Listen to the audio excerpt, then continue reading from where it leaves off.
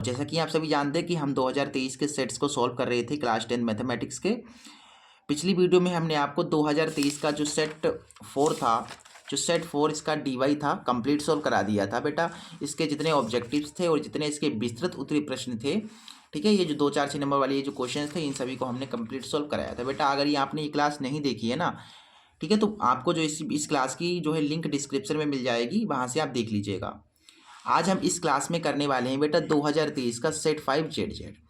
इसके ऑब्जेक्टिव्स को करेंगे बेटा। ये जो ऑब्जेक्टिव्स हैं ये बहुत ज़्यादा इंपॉर्टेंट हैं 2025 बोर्ड एग्जाम में। इसी से कई ऑब्जेक्टिव आपको देखने को मिलेंगे, ठीक है, ठीक है, बहुत ज़्यादा इंपॉर्टेंट इसमें जो है ऑब्जेक्टिव्स हैं।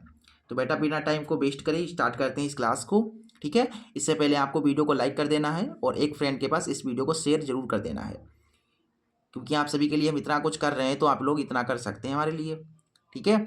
चलिए बेटा स्टार्ट करते हैं। तो हमारा जो फर्स्ट ऑब्जेक्टिव है हमसे क्या कह रहा है बेटा? फर्स्ट ऑब्जेक्टिव कह रहा है कि द्विघात समीकरण 3x² - 6x + 4 = 0 का विविक्त कर होगा। हमसे विविक्त कर पूछा गया है और सभी बच्चे इस विविक्त कर निकाल लेंगे, मुझे पता है, ठीक है, क्योंकि बहुत आसान क्वेश्चन है, कई बार हमने ये क्वेश्चन कराया है, ठीक है। देखिए बेटा, ये द्विघात समीकरण हमको एक दी गई है, ये द्विघात समीकरण दे रखी है हमें इस द्विघात समीकरण का विविक्त कर बताना है। विविक्त कर का मतलब हमें डी निकालना है। क्या निकालना है हमें यहाँ पर निकालना है विविक्त कर। विविक्त कर, विविक्त कर का मतलब बेटा होता है डी निकालना है, और डी निकालने का सूत्र होता है डी बराबर v² - 4ac।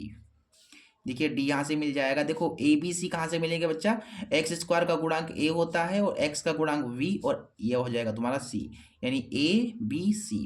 ऐसे करके ए बी सी के मान मिल जाएंगे। देखिए b चाहिए हमें, b कितना है? -6 है, तो -6 का स्क्वायर, फिर 4, फिर a देखो बेटा 3 है तुम्हारा, और c बेटा तुम्हारा कितना है यहाँ पर? 4 है।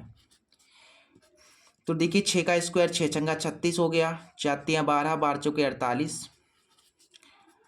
36 में से 48 चले गए, कितने बचेंगे आपके पास? 12 बचेंगे ना, माइनस के।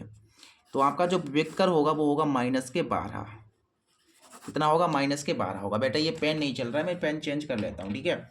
और आपको ये शायद दिख ना रहा हो, यहाँ पर देखिए कितना आ गया है, -12 आ गया है विविक्त कर, ठीक है। विविक्त कर निकालने का ये सूत्र होता है, आप लोग याद कर लीजिए अगर याद नहीं है तो। -12 यानी इसका ऑप्शन डी बिल्कुल करेक्ट है। Option D would be the right answer. अगला क्वेश्चन जो दूसरा ऑब्जेक्टिव है वो कह रहा है कि समीकरण 3x + 2y = 6 तथा y = 0 का हल कितना होगा। ठीक है, यहाँ पर y का मान दिया गया है, x का मान निकालना है, बहुत आसान है। देखिए ये तो आप सभी के बाएं हाथ का खेल है, आराम से कर लोगे। देखिए यहाँ पर हमें दिया गया है 3x + 2y = 6 तथा हमें y = 0 दिया गया है। बेटा यहाँ पर देखिए ये समीकरण है तुम्हारे पास रेखिक, इसमें आपको y का मान दिया गया है, तो x का मान इसका मतलब निकालना है आपको। तो इस y का मान आप इस समीकरण में रख देंगे तो आपको x का मान आराम से मिल जाएगा। यही तो है, करेंगे हम यहाँ पर। तो ऐसे करेंगे, देखो यहाँ पर 3x है, फिर ये प्लस है, फिर यहाँ पर 2 है, और बेटा y के स्थान पर कितना रखना है? 0 रखना है।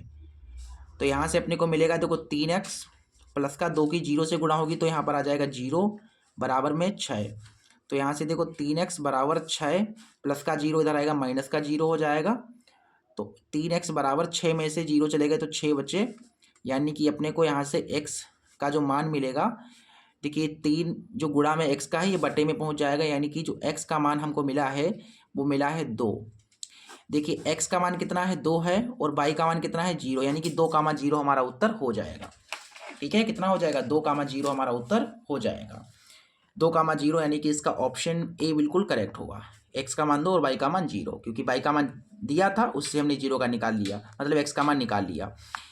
ऑब्जेक्टिव नंबर तीसरा कह रहा है बच्चा, यहाँ पर कह रहा है कि यदि बिंदुओं a इतना है v इतना है को जोड़ने वाला रेखाखंड का मध्य बिंदु c a/8, 4 है तो a का मान ज्ञात कीजिए। बहुत बढ़िया। देखिए यहाँ पर क्या है, आपको यहाँ पर जो है 2 बिंदु दिए गए हैं इस क्वेश्चन में, ठीक है। ये बहुत इंपॉर्टेंट क्वेश्चन है, याद रखिएगा। यहाँ पर 2 बिंदु हैं, एक बिंदु तुम्हारा a है और एक बिंदु तुम्हारा यहाँ पर v है। a बिंदु हमें दिया गया है जो कि है -4, 2, और एक v बिंदु जो कि हमें दिया गया है 5, 6। इन दोनों बिंदुओं को जोड़ने वाला जो है रेखाखंड आपको खींचना है। इन दोनों बिंदुओं को जोड़ने वाला रेखाखंड का मध्य बिंदु, यानी कि इसका एक मध्य बिंदु हमें दिया गया है, ठीक है, कितना दिया गया है, सी दिया गया है, सी का भी दिया गया है यहाँ पर a/8, ये हमको दे रखा है बेटा। कहा गया है कि ए और बी को जोड़ने वाला रेखाखंड, तो मैंने मेरे इस ए को और इस बी को जोड़ने वाला रेखाखंड खींच लिया। फिर कहा गया था रेखाखंड का मध्य बिंदु a/8, है, तो इसका जो मध्य बिंदु यानी कि बीच वाला बिंदु मैंने इसी ले लिया जो कि हमें a/8 दिया गया था। तो ये जो ए है ये हमें निकालना है, यहाँ पर ए का मान कितना होगा ये हमसे जो है पूछ रहा है। ठीक है, जो ए का मान होगा वही ऑप्शन हमारा सही हो जाएगा। सबसे पहले आपने देखा कि ये जो मध्य बिंदु है बेटा, तो मध्य बिंदु का सूत्र जो है हम लगाएंगे यहाँ पर, क्योंकि यहाँ पर मध्य बिंदु की बात आई है तो मध्य बिंदु का ही हम सूत्र यूज करेंगे। मध्य बिंदु के सूत्र से देखो बेटा, ये बीच वाला जो होता है ये एक्स कामा वाई में होता है, ठीक है, और इधर ये होते हैं तुम्हारे x1 y1 x2 y2 ऐसे करके होते हैं ना। देखिए सबसे पहले हमें देखिए y का तो पता है, हमें केवल x में निकालना है। देखिए ये a निकालना है, a किसमें है, ये x में है, यानी कि x वाला सूत्र लगाएंगे हम। x बराबर क्या होता है, मध्य बिंदु के लिए x बराबर सूत्र होता है x1 + x2/2, यही सूत्र होता है ना x में। देखिए x कितना है, a/8 है, मान रख दो। x1 तुम्हारा -4 है, x2 तुम्हारा 5 है, बटा में 2, यहाँ से a/8 -4 + 5 हो जाएंगे 1 बटा में 2, क्योंकि 5 में से 4 गया 1 बचा। फिर 2 की इधर या जैसे समझिए 2 × 1 = 2, 2 × 4 = 8, a की गुणा 1 से होगी तो a आ जाएगा, 4 की 1 से गुणा होगी तो 4 आ जाएगा, यानी a का मान कितना होगा, 4 होगा। ये तुम्हारा हो जाएगा उत्तर।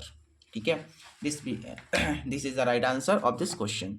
ऑब्जेक्टिव नंबर तीसरा था, इसका ऑप्शन बी फॉर बाहुबली हमारा उत्तर हो जाएगा।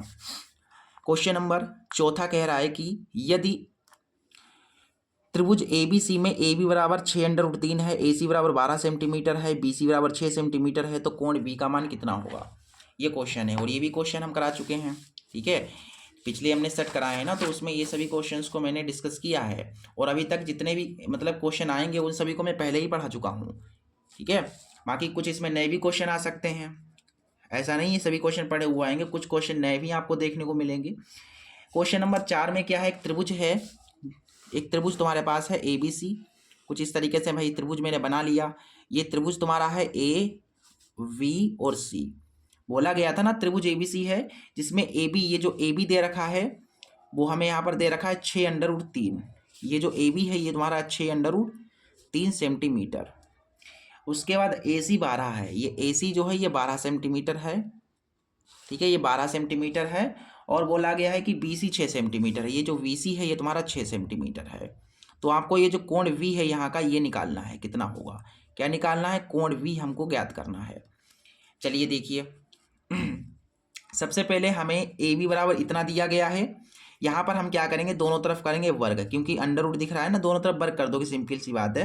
तो दोनों तरफ वर्ग करो भाई, मतलब दोनों तरफ स्क्वायर करो, इधर भी स्क्वायर करो और इधर भी स्क्वायर करो।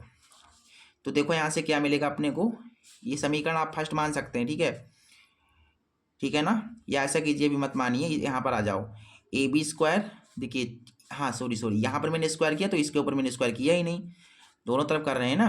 देखो 6 का स्क्वायर 36 हो जाएगा, फिर अंडर√3 का स्क्वायर, अंडर√3 है, इसका स्क्वायर करोगे तो स्क्वायर से रूट कटेगा 3 बचेगा, यानी कि AB² बराबर 3 की गुणा कराओ, 3 × 6 = 18, 3 × 3 = 9 और 1 = 10, यानी कि 108 आ गई। ये समीकरण बन गई तुम्हारी पहली। फिर हमें देखिए AC दे रखा है 12 सेंटीमीटर, क्या दे रखा है हमें, AC दे रखा है 12 सेंटीमीटर। अब दोनों तरफ इसमें भी वर्क कर दो, इधर भी वर्क कर दो और इधर भी वर्क कर दो, दोनों तरफ। तो AC² देखिए 12 का स्क्वायर 144, समीकरण बन गई सेकंड। ठीक है, इसके बाद AB हो गया, AC हो गया, BC बचा हुआ है, BC हमें दे रखा है यहाँ पर 6 सेंटीमीटर। अब दोनों तरफ वर्क कर दो, तो इधर भी वर्क करोगे इधर भी वर्क, 6 का स्क्वायर करोगे तो 36 आएगा, यानी कि ये हो गई तुम्हारी समीकरण थर्ड। अब देखो बेटा, इस समीकरण सेकंड में 108 और 36 को जोड़ने पर हमें 144 मिल रहा है, इसलिए हम इस समीकरण फर्स्ट को और इस समीकरण थर्ड को जोड़ देंगे, क्योंकि फर्स्ट और थर्ड को जोड़ने पर 144 मिल रहा है इसलिए। तो समीकरण फर्स्ट प्लस समीकरण थर्ड करने पर, समीकरण फर्स्ट प्लस थर्ड, लेफ्ट वाले लेफ्ट साइड, राइट वाले राइट साइड जुड़ेंगे, तो AB² + BC², AB² प्लस ये तुम्हारा BC² बराबर। अब राइट पे आ जाओ, 108 है और इधर 36 है ये। अब देखो यहाँ से AB² प्लस BC², 108 में 36 जोड़ोगे तो 144 आएंगे।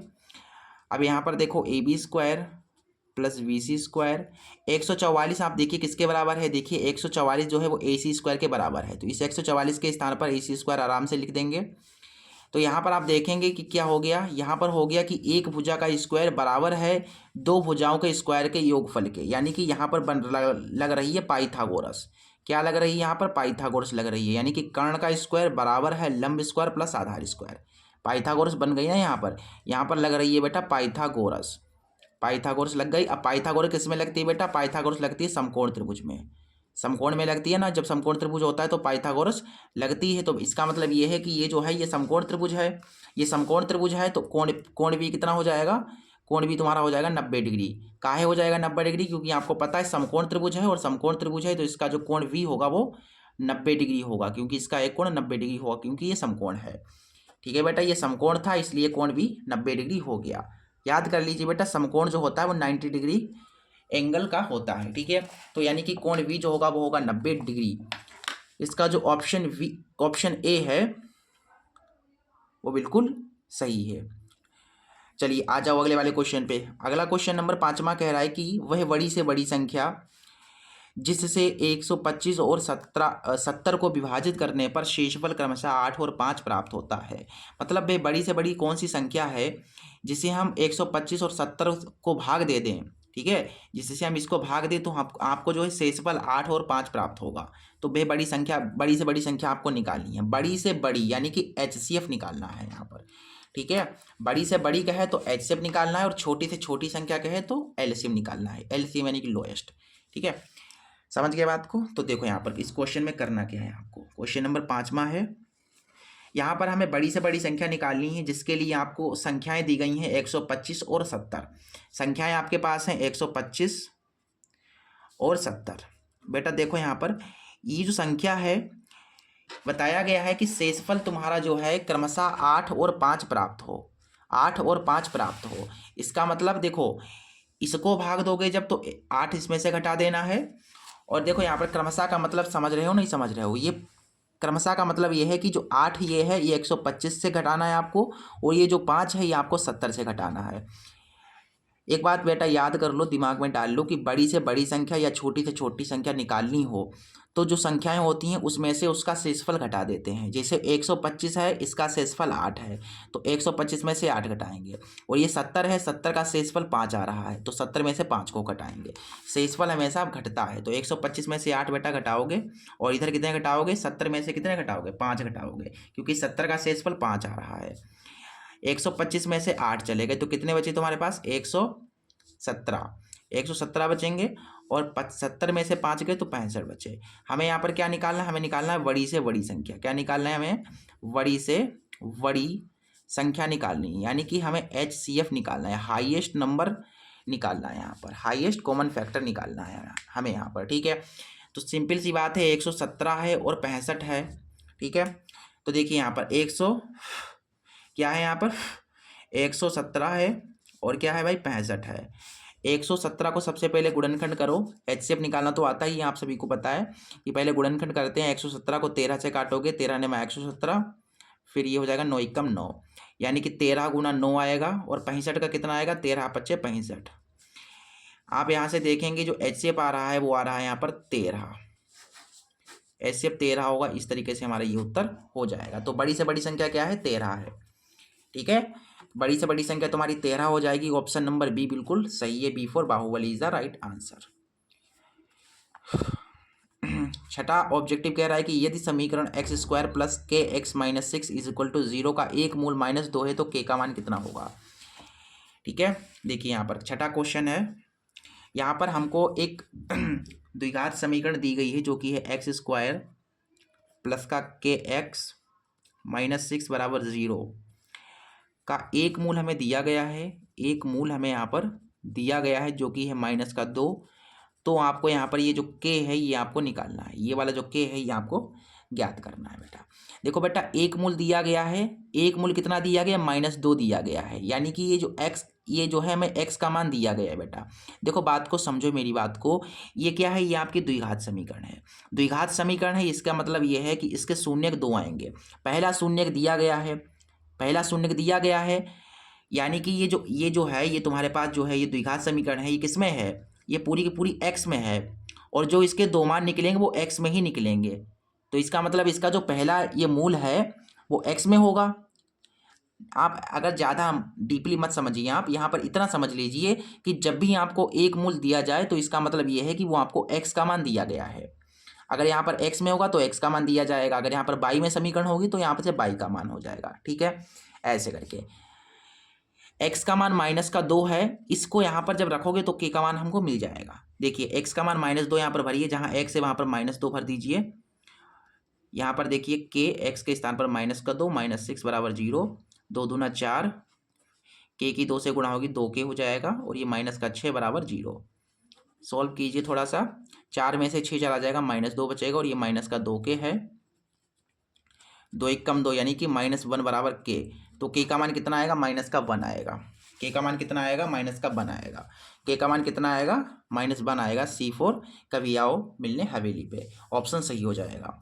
आगे देखो, 7वां ऑब्जेक्टिव कह रहा है कि यदि समचतुर्भुज के विकर्णों की लंबाई 12 सेंटीमीटर और 16 सेंटीमीटर है, यानी एक समचतुर्भुज है, उसके विकर्ण जो उनके जो दो विकर्ण हैं उनकी लंबाइयां हमें दी गई हैं 12 और 16, तो आपको समचतुर्भुज की भुजा की लंबाई बतानी है। ठीक है, ये क्वेश्चन है तुम्हारा। आसान वैसे तो क्वेश्चन है, इसमें कुछ ज़्यादा खास है नहीं, ये भी क्वेश्चन आसान है। 7वां क्वेश्चन है ना। यहाँ पर देखिए समचतुर्भुज बना लेते हैं। सबसे पहले ये मान के चलो आपका समचतुर्भुज है। समचतुर्भुज का मतलब इसकी सभी भुजाएं बराबर हैं। ठीक है, इसका मतलब ये जो भुजाएं हैं इनकी ये क्या हैं, सभी की सभी बराबर हैं। बोला गया है ये समचतुर्भुज है, मान लो ABCD है, और इनके विकर्ण होंगे तो विकर्ण, ये पहला विकर्ण हो गया और ये मान के चलो दूसरा विकर्ण हो गया। ये जो पहला विकर्ण है इसकी लंबाई हमें दे रखी है, आप 16 भी ले सकते हैं इसे और 12 भी ले सकते हैं, आपकी मर्जी। मैं यहाँ पर 16 ले रहा हूँ। ठीक है, यहाँ 12 भी ले सकते हैं, चलिए मैं 16 ले रहा हूँ। यहाँ पर ये पूरा का पूरा मैंने मान लिया, ये कितना है, ये पूरा का पूरा यहाँ से लेकर के यहाँ तक ये 16 है, 16 सेंटीमीटर है। और उसके बाद ये वाला जो है 12 मैंने मान लिया, ये जो है इस तरीके का, ये जो है इधर वाला ये क्या है, ये 12 है, मैंने ऐसे करके मान लिया।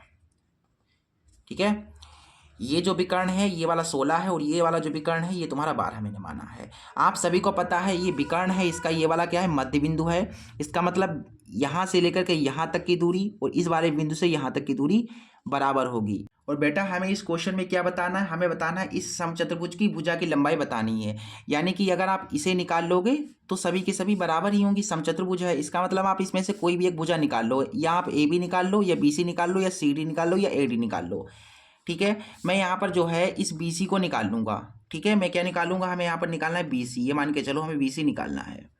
तो BC कैसे निकलेगा बेटा, आप सभी को पता है ये जो है, ये जो इसके विकर्ण है ये कितने डिग्री पर है, 90 डिग्री पर है। मतलब 90 डिग्री पर कट रहा है, देखिए पूरा का पूरा 90 डिग्री पर कट रहा है ना, एक दूसरे पर लंब है ना, देखिए खड़े हुए हैं एक दूसरे के ऊपर, यानी लंब है। इसके सामने वाला ये बेटा कर्ण हो गया, और ये तुम्हारा लंब हो गया, ये आधार हो गया, और ये वाला तुम्हारा कर्ण है। ठीक है, तो यानी कि हमें कर्ण जो है निकालना है, हमें लंब पता है, आधार पता है, तो पाइथागोरस लगानी पड़ेगी यहाँ पर। तो यहाँ पर हम लगा देंगे पाइथागोरस। पाइथागोरस लगाएंगे तो पाइथागोरस कहती है कि कर्ण का स्क्वायर, कर्ण तुम्हारा BC है, यानी कि BC स्क्वायर बराबर होता है लंब स्क्वायर, लंब तुम्हारा देखिए 8 है, प्लस आधार स्क्वायर, ये आधार तुम्हारा 6 है। ठीक है, तो देखिए यहाँ से BC स्क्वायर 8 हटाए 64 और 6 छंगा 36, BC स्क्वायर 64 में 36 जोड़ोगे 100 हो जाएंगे, और यहाँ से BC स्क्वायर हटा लोगे तो 100 के ऊपर लग जाएगा रूट। तो मुझे ज़रा ये बताइए कि 100 का वर्गमूल कितना होता है, what is the square of 100। सो आप सभी को पता है 10 होता है। ठीक है, तो यहाँ से इसका मतलब ये है कि जो है ये जो इसकी भुजा होगी वो होगी 10 सेंटीमीटर। कितनी होगी, 10 सेंटीमीटर होगी। ठीक है, ये हो गया इसका उत्तर।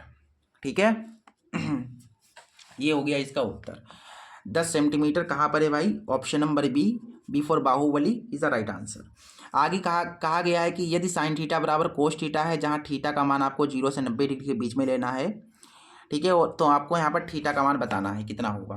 बहुत प्यारा क्वेश्चन है। देखिए 8वां क्वेश्चन है, 2025 बोर्ड एग्जाम में ये क्वेश्चन आ सकता है।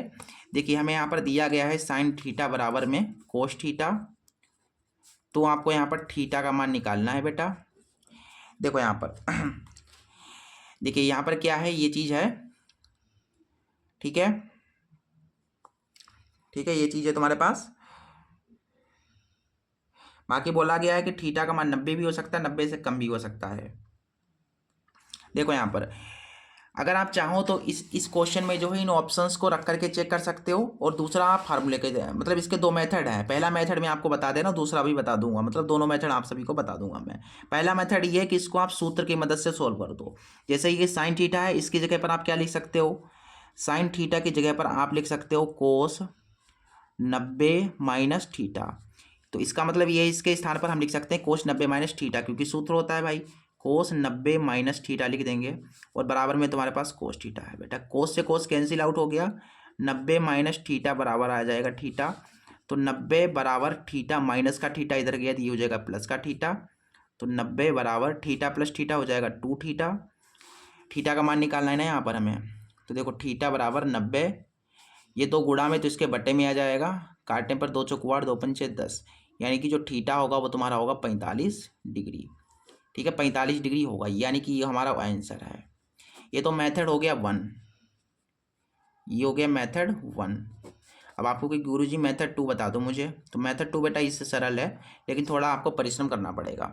थोड़ा परिश्रम कैसे करना पड़ेगा, आपको ये जो ऑप्शन दिए गए हैं इनको एक एक करके चेक करना पड़ेगा। जैसे ऑप्शन ए 60 है, चलिए चेक करते हैं कि ऑप्शन ए जो 60 है क्या इसमें फिट बैठता है कि नहीं। ये जो ऑप्शन ए तुम्हारा दे रखा है 60, इस वगैरह इसको हम यहाँ पर रखेंगे, यानी कि ये जो 60 हमको दिया गया है थीटा, इसको माने कि हमारा मान के चलो कि हमारा जो आंसर है वो 60 है। इसमें एक बार रख करके देखते हैं क्या ये सेटिस्फाई करता है, क्या ये समीकरण सेटिस्फाई होती है कि नहीं। जब हम थीटा का मान 60 डिग्री रखेंगे तो क्या सेटिस्फाई होगी, सेटिस्फाई का मतलब बराबर क्या आ जाएगी, अगर बराबर आ जाएगी तो हमारा 60 ही आंसर हो जाएगा, अगर बराबर नहीं आएगी तो 60 आंसर नहीं होगा। अगर नहीं होगा तो दूसरा वाला ऑप्शन चेक करेंगे। देखिए कैसे करेंगे, हमें दे रखा है यहाँ पर साइन थीटा, थीटा कितना रखना है 60, फिर बराबर में है कोस थीटा, थीटा कितना रखना है 60, क्योंकि अभी 60 रख रहे हैं ना, पहला ऑप्शन 60 है तो 60 चेक करेंगे। देखो साइन 60 का मान कितना होता है, ये होता है √3/2, कोस 60 का मान 1/2। बताइए बराबर है क्या, बराबर है क्या, नहीं बराबर है, यानी कि ये ऑप्शन गलत है। अच्छा ऑप्शन ये तो गलत हो गया। अगला वाला ऑप्शन बी क्या कह रहा है कि आप थीटा का मान 45 ले लो, बी वाले में 45 ही तो बता रहा है ना, तो 45 ले लो। अब देखते हैं थीटा का मान 45 रख करके इसमें, देखिए साइन थीटा की जगह पर अब की बार 45 रखना है, और इधर भी 45 ही रखना है। साइन 45 का मान 1/√2 होता है, कोस 45 का मान भी 1/√2 होता है। देख लीजिए बराबर आ गया, इसका मतलब हमारा आंसर जो होगा वो 45 होगा। देखिए दोनों मैंने आपको मेथड बता दिए हैं, अब आपको जो मेथड उचित लगे वो आप यूज़ कर लेना, ठीक है, जो भी आसान लगे आपको वो यूज़ कर लेना। नमा ऑब्जेक्टिव कह रहा है कि, ठीक है, इसका जो ऑप्शन बी है वो बिल्कुल करेक्ट है। नमा ऑब्जेक्टिव कह रहा है कि संख्या 144 के अभाज्य गुणनखंडों के घातों का योगफल कितना होगा। देखो यहाँ पर 144 है, पहले तो इसके गुणनखंड करना है, फिर गुणनखंड की जो घात हैं उनका योगफल आपको बताना है। पहले इनका गुणनखंड करो 144 का। देखिए 2 से काटेंगे, 2 7 14, 2 दूना 4, 2 से काटिए 2 3 6, 2 छंग 12, 2 एकम 2, 2 अट्ठे 16, 2 नेमा 18, 3 तिया 9 और 3 एकम 3। तो बेटा देखो यहाँ पर 144 में 2 कितनी बार आया, देखिए 1 बार 2 बार 3 बार 4 बार, यानी कि 2 4 बार आया, तो घात 4 जितनी बार आता उतनी घात लगा देते हैं। 3 देखिए 2 बार आया, 3 कितनी बार आया, 2 बार आया। आपसे पूछा था यहाँ पर घातों का योग, घातों का योग आपसे पूछा था बेटा, तो घात 4 है और 2 है, यानी कि 4 + 2 पूछा है, तो 4 + 2 6, यानी कि हमारा ऑप्शन, हमारा आंसर 6 है। कौन सा ऑप्शन सही है बताइए, 6 कहाँ पर है भाई, किस ऑप्शन में 6 है, ऑप्शन नंबर सी बिल्कुल करेक्ट है। 10वां ऑब्जेक्टिव कह रहा है कि बिंदु -3,5 की बाई एच से दूरी बताइए। बेटा बाई एच से दूरी पूछी गई है, ठीक है, तो हमारा जो एक्स वाला एक्स निर्देशांक है वो उत्तर हो जाएगा, यानी कि -3 हमारा उत्तर होगा। बेटा अगर यहाँ पर एक्स अक्ष से दूरी पूछता तो बाई वाला उत्तर हो जाता, यानी कि 5 उत्तर हो जाता, ठीक है। जब भी आपसे बाई एच से दूरी पूछी जाए तो एक्स वाला एक्स निर्देशांक हमारा उत्तर कहलाएगा, यानी कि 3 कहलाएगा उत्तर। और अगर आपसे एक्स अक्ष से दूरी पूछी जाए, अगर एक्स अक्ष से दूरी पूछी जाए तो बाई वाला उत्तर होगा। 11वां क्वेश्चन कह रहा है कि साइन 15 डिग्री बटा कोस 75 डिग्री का मान कितना होगा। देखिए क्वेश्चन नंबर 11 है साइन 15 डिग्री बटा कोस 75 डिग्री। देखिए यहाँ पर इस साइन, ये साइन है तो साइन रहने दीजिए, फिर 90 माइनस 90 में से कितना घटाएं कि 15 आ जाए, तो 90 में से 75 घटाओगे तो 15 आ जाएगा नीचे वाला, ये नीचे वाला घटाओगे तो देखो ना 90 में से 75 जाएंगे तो 15 बचेंगे, और नीचे तुम्हारे पास cos 75 है। साइन 90, देखिए साइन 90 माइनस थीटा बराबर क्या होता है cos theta, cos theta, theta यहाँ पर 75 है, और नीचे तुम्हारे पास कोस 75 पहले से ही मौजूद है, कोस 75 से कोस 75 कट गया तो एक हमारा उत्तर आ गया। या ऐसे समझ जाओ, ऐसे समझ लो, एक आंसर ऐसे करके है हमारा, ठीक है। सॉल्यूशन तो मैंने बता दिया। एक शॉर्ट ट्रिक समझ लो। शॉर्ट ट्रिक क्या है भाई, जब भी ऊपर नीचे ऐसी डिग्री दी जाए जिनका मान आपको पता ना हो, जैसे 15 है, 15 का मान नहीं पता है हमें, 75 डिग्री का मान भी नहीं पता हमें, तो केवल 30, 45, 60, 0, 90 इनका मान पता है, इनका मान तो पता ही नहीं, और ये बटे में है, बटे में है, इसका मतलब इसका आंसर एक ही आएगा हमेशा, ठीक है। कुछ भी हो ऊपर, जिन डिग्रियों का मान आपको नहीं पता है और वो बटे में है, ठीक है, तो हमेशा उनका मान एक ही आता है, ठीक है। चलिए अगला मेथड, अगले क्वेश्चन पे आ जाओ। क्वेश्चन नंबर 12वां कह रहा है कि निम्नलिखित सारणी का माध्य ज्ञात कीजिए। बेटा ये माध्य है, ये आप निकाल लीजिएगा, 12वां क्वेश्चन है, माध्य निकाल लीजिएगा। 13वां क्वेश्चन कह रहा है कि यदि 3 कोट थीटा बराबर 4 है तो कोसेक थीटा का मान कितना होगा। ये वाला क्वेश्चन चलिए मैं करा देता हूँ, ठीक है। देखो क्वेश्चन नंबर 13, 3 कोट थीटा बराबर 4 दिया गया है, इसको थोड़ा सही करके लिख लो, कोट थीटा बराबर 4, 3 गुणा में तो उसको बट्टे में भेज दो, ये चीज़ हमें दी गई है, तो हमें यहाँ पर बतानी है कोसेक थीटा का मान, हमें यहाँ पर कोसेक थीटा का मान बताना है। इन क्वेश्चंस को करने के लिए बेटा आप सभी को पता है, हम एक ट्रेंगल बनाएंगे, राइट एंगल ट्रेंगल इस तरीके से, और लाल बटा कक्का का यूज़ करेंगे, लाल बटा कक्का जो होता है वो उसका यूज़ करेंगे। और यहाँ पर आप सभी को पता है, यहाँ साइन है, यहाँ कोस है, यहाँ टेन है, यहाँ कोसिक है, यहाँ सेक, और यहाँ पर कोट है। बेटा हमें यहाँ पर कोट चाहिए, तो कोट यहाँ पर होता है, कोट यहाँ पर होता है, यानी कि आधार बटा लंब, यानी ऊपर वाला ये आधार है और नीचे वाला ये लंब है। आधार कितना है 4 है, और लंब तुम्हारा 3 है, तो इसका मतलब ये कितना होगा, ये हो जाएगा तुम्हारे पास 5, पाइथागोरस लगाओगे तो 5 होगा। बेटा हमें से कोसिक थीटा का मान पूछा है, तो कोसिक थीटा बराबर आप सभी को पता है कोसिक यहाँ पर होता है, यानी कि कर्ण बटा लंब होगा, कर्ण बटा लंब होगा। तो देखिए यहाँ से कोसिक थीटा बराबर कर्ण कितना है 5 है, लंब कितना है तुम्हारा 3 है, यानी कि 5/3 हमारा आंसर कहलाएगा। तो कोसेक थीटा का मान 5 है। बेटा ये मैंने कैसे निकाला, ये पाइथागोरस से निकाला, जब आप यहाँ पर पाइथागोरस लगाओगे तो ये 5 ही आएगा, ठीक है, कर्ण 5 ही आएगा। आगे आ जाओ, 13 क्वेश्चन हो गया। 13वें क्वेश्चन का ऑप्शन 5/3 कहाँ पर है भाई, ऑप्शन नंबर सी करेक्ट है, ठीक है। 13 का ऑप्शन सी करेक्ट है। तब आओ मिलने हवेली पे। आगे देखिए क्वेश्चन नंबर 14 कह रहा है कि यदि दो गोलों के आयतनों का अनुपात 27:64 है तो उनके पृष्ठीय क्षेत्रफलों का अनुपात कितना होगा। ठीक है, आयतनों का अनुपात दिया गया, क्षेत्रफलों का अनुपात, पृष्ठीय क्षेत्रफलों का अनुपात आपसे पूछा गया है। क्या है भाई, यहाँ पर क्वेश्चन नंबर 14 है कि दो गोले हैं, ठीक है, उनके आयतनों का अनुपात, यानी कि दो गोले हैं, यानी कि पहला गोला दूसरा गोला, ऐसे करके है अनुपात। अनुपात का मतलब ऐसे है कि भैया पहले गोले का आयतन, आयतन दिया गया दोनों गोलों का, तो ऐसे होगा भाई दोनों, पहले गोले का आयतन बटा दूसरे गोले का आयतन। बटे में क्यों लिख रहा हूँ, क्योंकि अनुपात में दिया गया है इनका आयतन, पहले गोले का आयतन बटा दूसरे गोले का आयतन, ऐसे करके, ठीक है। फिर देखिए क्या दे रखा है हमको दे रखा है 27:64, यानी कि 27/64, ऐसे करके। गोले का आयतन क्या होता है बताओ, गोले का जो आयतन होता है वो सभी को पता है कितना होता है, 4/3 पाई r क्यूब, ठीक है। दूसरे गोले के लिए यही सूत्र लगेगा, 4/3 पाई r। इसकी अगर मैंने स्मॉल r ली है ऊपर वाले की, मतलब पहले गोले की जो त्रिज्या है वो स्मॉल r है, तो इसको डिफरेंट करना पड़ेगा, तो इसकी जो है कैपिटल में ले लो, ठीक है। और ये हो जाएगा 27/64, 4/3 से 4/3 कैंसिल, पाई से पाई कैंसिल, यानी कि r बटा ये r है, क्यूब इसका और क्यूब इसका हटा दोगे तो ऊपर पूरा के ऊपर क्यूब चढ़ जाएगा, और है 27/64, r/r, ये क्यूब हटा लोगे तो इधर घन चढ़ जाएगा, किसके ऊपर, 27/64 के ऊपर। तो देखो यहाँ से r/r, 27 का वर्गमूल होता है 3, और 64 का घनमूल, सॉरी 27 का घनमूल होता है 3, और 64 का घनमूल होता है 4। तो आपको यहाँ से ये मिल गया, ठीक है। मतलब दोनों गोलों की त्रिज्याओं का अनुपात 3:4 है। आपसे क्या पूछा गया था, आपसे पूछा गया था उनके पृष्ठीय क्षेत्रफलों का अनुपात, यानी कि पहले गोले का पृष्ठीय क्षेत्रफल, पहले गोले का पृष्ठीय क्षेत्रफल बटा में दूसरे गोले का पृष्ठीय क्षेत्रफल। गोले का पृष्ठीय क्षेत्रफल क्या होता है? 4πr²। और यहाँ पर भी हो जाएगा ये इसका 4π, इसका कैपिटल R है, ये 4π से 4π कैंसिल हो गया। देखिए R/R, इसका स्क्वायर और इसका स्क्वायर हटा कर पूरे के ऊपर होल लगा सकते हो आप।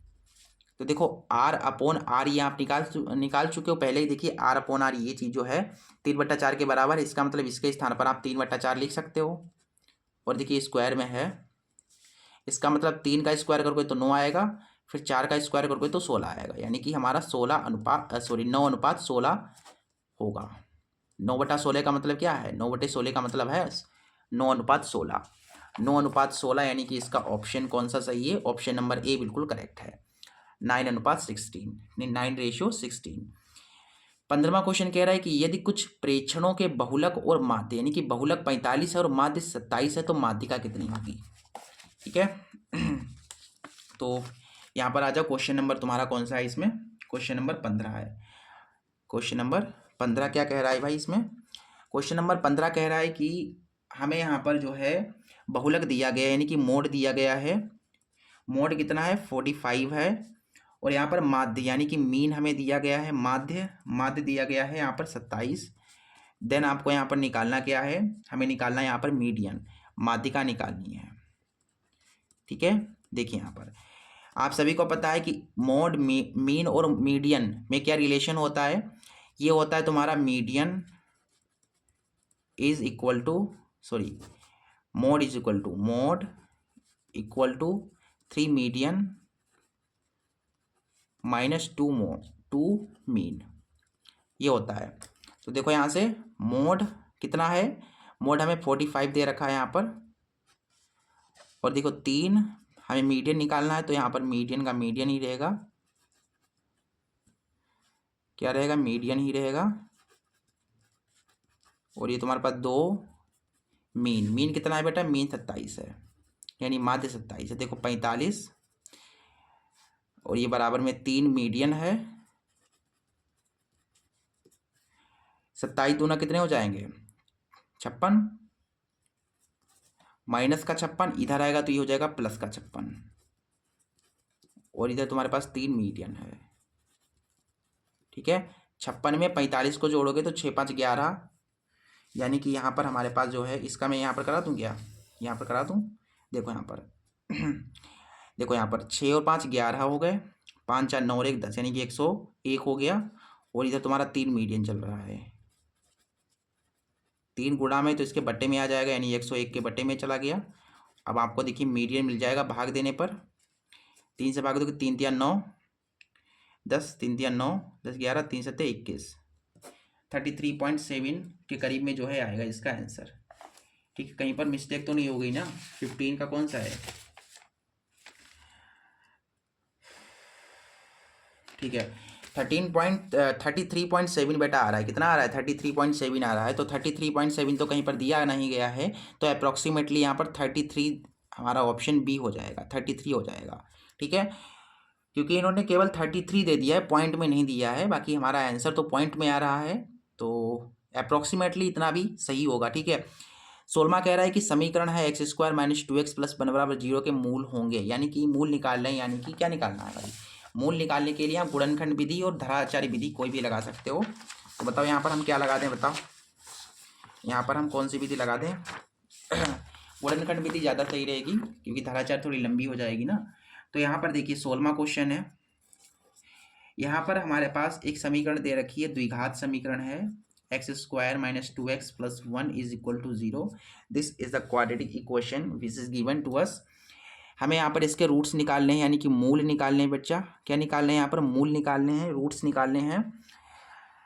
देखिए ऐसी संख्याएं सोचिए बेटा जिनकी गुणा कराने पर 1 आए, जिन्हें जोड़ने पर 2 आ जाएं। तो ऐसी संख्याएं तुम्हारी 1 और 1 हैं, क्योंकि 1 की 1 से गुणा कराओगे तो 1 आएगा, और 1 1 को जोड़ोगे तो 2 आ जाएंगे। तो हमने संख्याएं सोच ली है, फटाफट यहाँ पर लिख दो। इसके स्थान पर जो आपने संख्याएं सोची हैं उन्हें लिख दीजिए।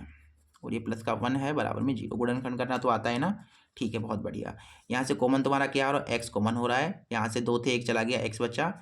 यहाँ से x चला गया तो केवल 1 बचा। यहाँ से कॉमन क्या हुआ, कुछ ना तो 1 कॉमन हुआ, यहाँ का जो भी है वो यहाँ पर लिख दो बराबर में 0। एक कॉमन वाला इस कॉमन वाले के साथ आ जाएगा। देखिए 2 बार है तो इसको 1 बार लिखना पड़ेगा।